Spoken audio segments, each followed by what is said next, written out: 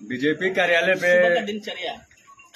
सुबह का दिनचर्या ये था कि मैं सुबह 6 बजे घर से निकलता था, पार्टी कार्यालय जाता था, ताला खुलता था, उसके बाद कुर्सी ठीक ठाक करके स्वयं झाड़ू लगाता था।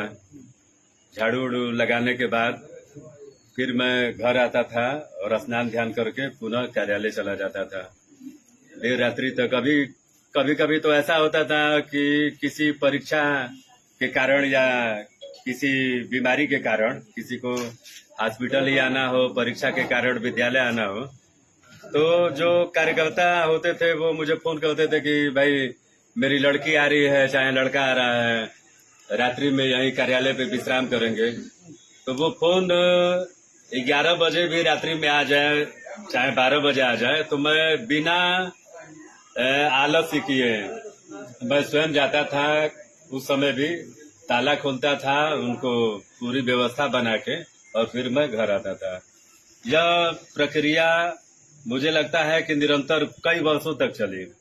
आज चूंकि अपना नया कार्यालय बन गया है। लोग बहुत कुछ बोलते भी थे उस वक्त। जी, बहुत कुछ बोलते थे। बहुत आप लोगों ने बहुत झेला भी है, लोगों की बहुत झेला है, लेकिन एक लोग करते थे, वो याद है उस समय वो बात। लोग मजाक उड़ाते थे कि ये सब कहने में कुछ है वो नहीं, और ये जो आप कर रहे हैं इसका कोई लाभ मिलने वाला नहीं है।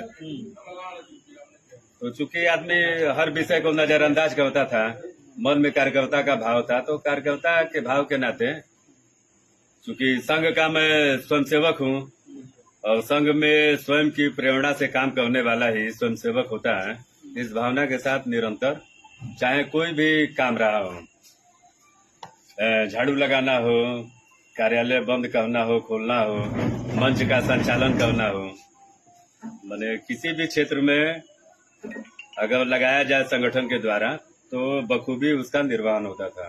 जो परिवार की जो जरूरतें थी वो कैसे आप पूरा करते थे? अब परिवार की जरूरतों को सबसे पहले तो संगठन की क्या जरूरत है उसको पूरा करना है, या भाव लेके आदमी काम करता था। कभी कभी मेरे पिताजी उस समय जिंदा थे, वो काफी नाराज हो जाते थे और अब क्या कहा जाए, वो एक अभिभावक के नाते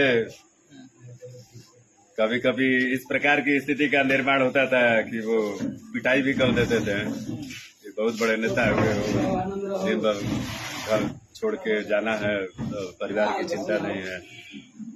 लेकिन कभी कभी आंखों में आंसू भी आ जाते थे, लेकिन अकेले उस चीज को आदमी सहन करता था और फिर थोड़ी देर बाद वही भाव लिए संगठन के काम के लिए आदमी आगे बढ़ता था।